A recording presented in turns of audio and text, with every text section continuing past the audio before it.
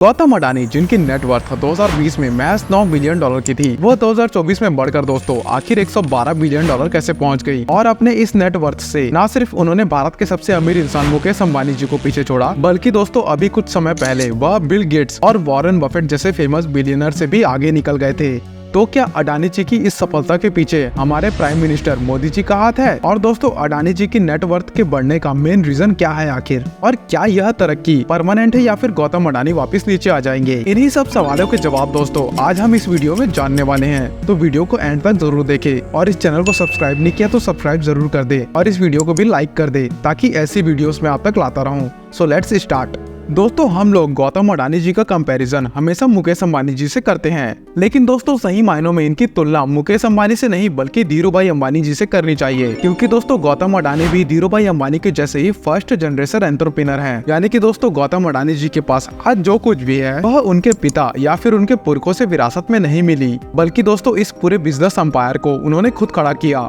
अब चलिए दोस्तों इस बात को समझने के लिए हम आपको गौतम अडानी की शुरुआती लाइफ और उनके फैमिली बैकग्राउंड के बारे में थोड़ा बताते हैं। असल में दोस्तों गौतम अडानी जी का जन्म 24 जून 1962 को हुआ था, और वो भी दोस्तों गुजरात के अहमदाबाद शहर में। इनके पिता शांतिलाल अडानी जी का गुजरात में ही कपड़े का एक छोटा सा बिजनेस था, लेकिन दोस्तों गौतम अडानी को अपने पिता के बिजनेस में कोई भी इंटरेस्ट नहीं था, क्योंकि दोस्तों शुरुआत से ही वो अपने लाइफ में कुछ ज्यादा बड़ा करना चाहते थे। यहाँ तक कि दोस्तों इसके लिए उन्होंने अपनी बीकॉम की पढ़ाई को भी बीच में छोड़ दिया था और 1978 के दौरान वह मुंबई जाकर डायमंड सॉर्टिंग का काम करने लगे थे। इसके बाद दोस्तों 1981 में उनके बड़े भाई मनसुख भाई अडानी ने इन्हें वापस अहमदाबाद बुला लिया, क्योंकि दोस्तों उन्होंने प्लास्टिक का एक नया बिजनेस शुरू किया था और अपने इस बिजनेस के लिए उन्हें अपने छोटे भाई गौतम की हेल्प चाहिए थी। दरअसल दोस्तों इस बिजनेस में उन्हें हर महीने 20 टन पीवीसी की जरूरत पड़ती थी, जो कि दोस्तों भारत में उपलब्ध नहीं थी। यानी कि दोस्तों यूं कहे भारत में उपलब्ध नहीं हो पा रही थी। इसीलिए दोस्तों दोनों भाइयों ने ये फैसला लिया कि वो बाहर के दूसरे देशों से पीवीसी को इम्पोर्ट करेंगे।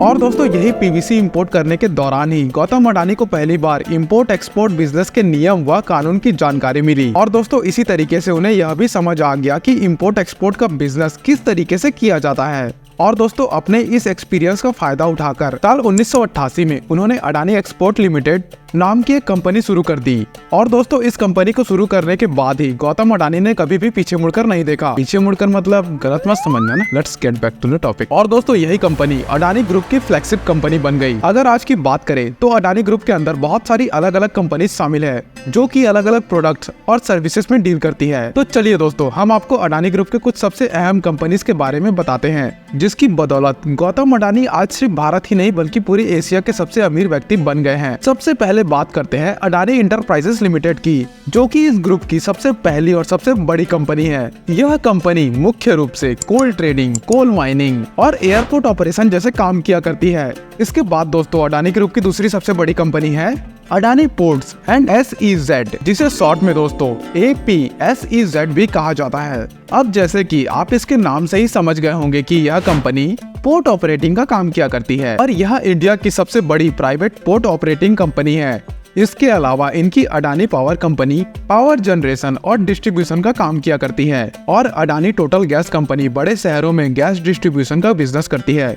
अडानी ग्रीन एनर्जी पूरी दुनिया में solar and wind energy generation का काम किया करती है। और दोस्तों Adani Wilmar company edible oil बनाने का काम किया करती है। अब दोस्तों आपकी जानकारी के लिए बता दूं कि इंडिया में बिकने वाला फेमस फॉर्चून रिफाइन ऑयल, जो कि दोस्तों हरे कलर की झिल्ली में आता है, वह भी अडानी ग्रुप के इसी कंपनी का प्रोडक्ट है। और दोस्तों एक टाइम पर इन्होंने अडानी विलमार का IPO मार्केट में लाया था, जहाँ पर दोस्तों लोगों ने खूब पैसे इन्वेस्ट किए। अगर दोस्तों आप भी इन्वेस्टमेंट सीखना चाहते हो या फिर इन्वेस्टमेंट के बारे में जानना चाहते हो, तो मेरी इसी चैनल पे बहुत सारी वीडियोस डाली हुई है, तो जाके दोस्तों चेक जरूर कीजिएगा। तो चलो वीडियो में वापस आते हैं। दोस्तों गौतम अडानी की खास बात यह है कि वो जो भी काम करते हैं वह उसको वो नेशनल या फिर इंटरनेशनल लेवल पर ही करते हैं। और दोस्तों यही वजह है कि आज उन्होंने जिस भी इंडस्ट्री में एंटर किया वहां पर ऑलमोस्ट सभी इंडस्ट्रीज में अडानी ग्रुप ही नंबर 1 पर आती है, यानी कि इन्हीं की कंपनी नंबर 1 पर रहती है हमेशा। अगर दोस्तों आपको भी इन्हीं की तरह नंबर 1 रहना है तो मैंने ऐसी लाइफ चेंजिंग टॉपिक्स पर वीडियो बना रखी है दोस्तों, तो प्लीज दोस्तों चेक जरूर कीजिएगा। और इतना ही नहीं दोस्तों, गौतम अडानी अभी भी नई नई इंडस्ट्रीज में एंटर करके अपने बिजनेस को बहुत तेजी से एक्सपांड कर रहे हैं। असल में दोस्तों शुरुआत से गौतम अडानी की ये स्ट्रेटेजी रही है कि जब भी उन्हें किसी भी इंडस्ट्री में प्रॉफिट दिखाई देता है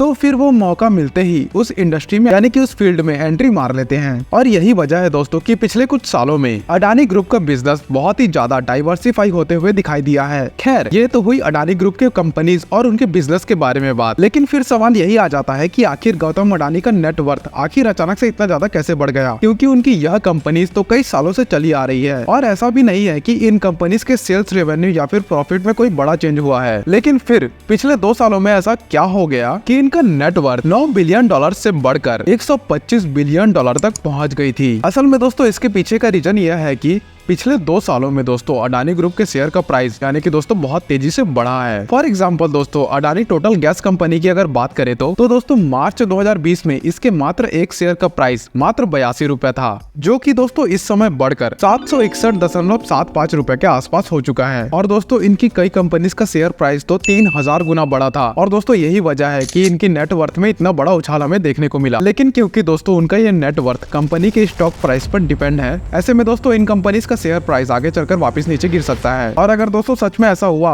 तो इनकी नेटवर्थ यानी कि गौतम अडानी की नेटवर्थ वापस से नीचे हो सकती है। इनफैक्ट दोस्तों 22 अप्रैल 2022 के दिन जहां उनकी नेटवर्थ 123 बिलियन डॉलर की थी, वह दोस्तों अगर देखा जाए तो आज थोड़ी सी घट चुकी है, यानी कि दोस्तों आप यहाँ पर देख सकते हो। लेकिन दोस्तों असल में अगर देखा जाए तो उतार चढ़ाव तो चलते रहता है, कभी नीचे तो कभी ऊपर। किसी दिन वो फिर से ऊपर आ जाएंगे, उनका शेयर प्राइस फिर से बढ़ जाएगा। और दोस्तों इन सभी के मेन रीजन ये भी हो सकते हैं कि उनके किसी कंपनी का स्टॉक प्राइस नीचे आ गया होगा। आपको दोस्तों ये सब जानकर बहुत हैरानी होगी कि जो आदमी यानी कि गौतम अडानी एशिया के सबसे अमीर आदमी बने हुए हैं, उनके कंपनी के ऊपर दोस्तों यानी कि अडानी ग्रुप के ऊपर टोटल 2.22 ट्रिलियन रुपीस का कर्जा है। और दोस्तों ये कर्जा साल दर साल बढ़ता जा रहा है। यानी कि दोस्तों जो गौतम अडानी नई नई कंपनीज को खरीद कर अपने बिजनेस को तेजी से एक्सपांड कर रहे हैं, उनके लिए उन्होंने अपने जेब से कोई भी पैसा खर्चा नहीं किया, बल्कि उनका सारा बिजनेस डेब्ट पर चल रहा है। देख लो भाई गुजराती दिमाग, गलत मत समझना, मैं किसी गुजराती को टारगेट नहीं कर रहा हूँ। और दोस्तों यही डेब्ट वो वजह है कि इंडिया के लोग इनके सक्सेस के पीछे इंडियन गवर्नमेंट और प्राइम मिनिस्टर मोदी का हाथ मानते हैं, जो कि दोस्तों बिल्कुल भी गलत सोच है। क्योंकि दोस्तों लोगों को लगता है कि गवर्नमेंट का साथ होने की वजह से गौतम अडानी को बड़े बड़े लोन और गवर्नमेंट कॉन्ट्रैक्ट आसानी से मिल जाते हैं। लेकिन फ्रेंड्स सच्चाई यह है कि सिर्फ गौतम अडानी ही नहीं बल्कि देश में मौजूद हर एक बड़ा बिजनेसमैन अपने स्टेट और सेंटर के गवर्नमेंट से हमेशा बना कर रखता है, यानी कि संबंध हमेशा अच्छे रखता है। फॉर एग्जाम्पल 1993 के दौरान जब गुजरात में कांग्रेस की सरकार थी, तो फिर उस समय के सीएम चिमन भाई पटेल ने गौतम अडानी को मुंद्रा पोर्ट पर जमीन 10 पैसे पर स्क्वायर फीट के भाव से अलॉट की थी। यानी कि जब स्टेट में कांग्रेस की सरकार थी तब भी उनके रिश्ते गौतम अडानी के साथ अच्छे ही थे। और फिर बाद में जब बीजेपी की गवर्नमेंट आई तो भी गौतम अडानी जी के साथ उनका रिलेशन बहुत अच्छा था। तो दोस्तों लोगों की ये धारणा जो कहते हैं कि गवर्नमेंट के कारण इनकी सफलता है, तो मे भी वो गलत हो सकते हैं अगर ऐसे देखा जाए तो। क्योंकि गौतम अडानी जी मोदी जी के आने से पहले ही, मतलब कि मोदी जी के पावर में आने से पहले अपना बिजनेस चला रहे थे। और जब मोदी जी दोस्तों कल जब पावर में नहीं रहेंगे तो भी वो इसी तरीके से अपने बिजनेस को ग्रो करते रहेंगे।